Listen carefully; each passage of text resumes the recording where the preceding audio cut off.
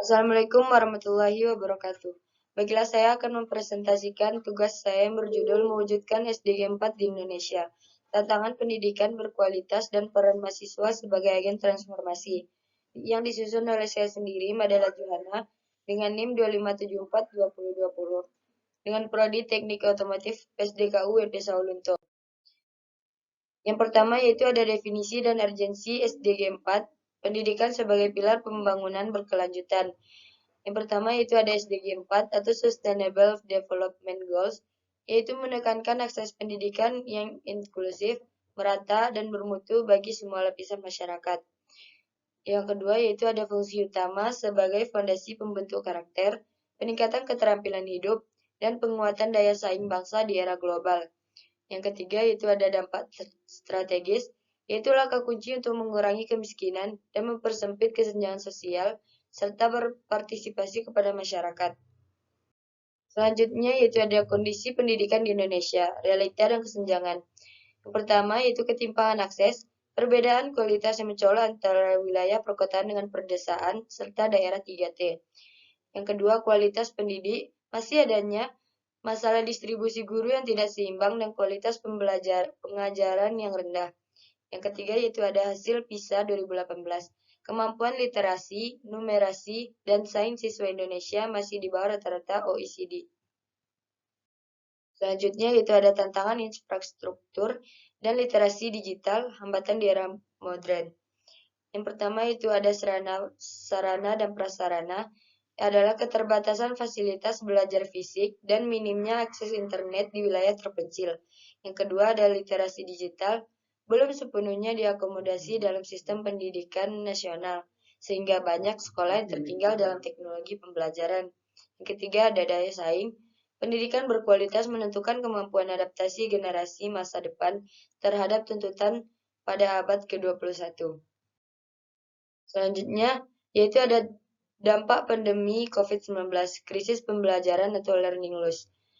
Memperlebar jurang, yaitu pandemi memperburuk ketimpangan pendidikan yang sudah ada sebelumnya. Yang kedua, learning loss adalah pembelajaran jarak jauh yang lama menurunkan kemampuan dasar siswa secara signifikan. Yang ketiga, yaitu ada dampak ekonomi.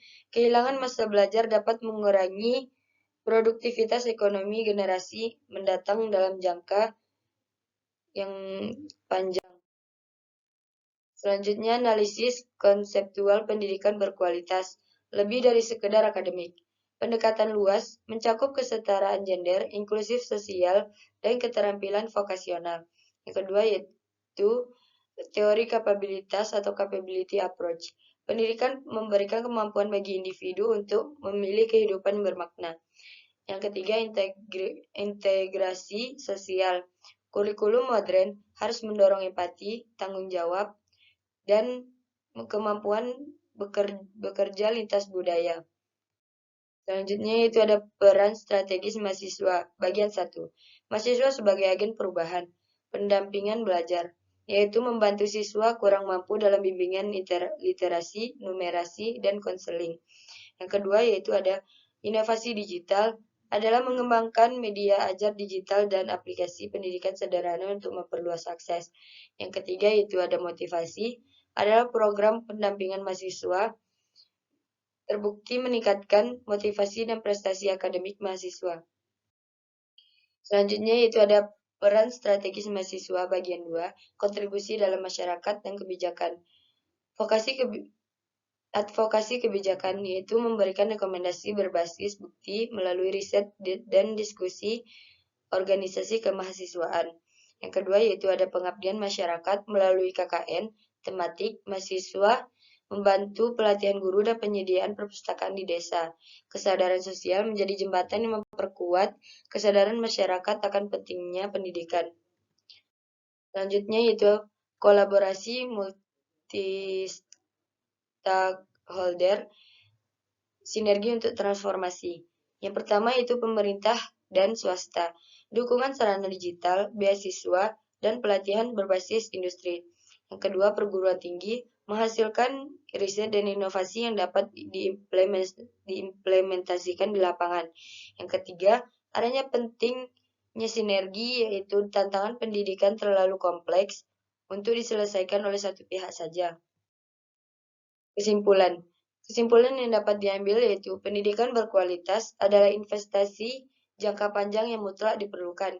Rekomendasi saya adalah memperkuat literasi digital, meningkatkan kompetensi guru, dan memperlibatkan mahasiswa lebih intensif dalam program pemberdayaan. Mari kita bergerak bersama untuk masa depan Indonesia yang lebih baik.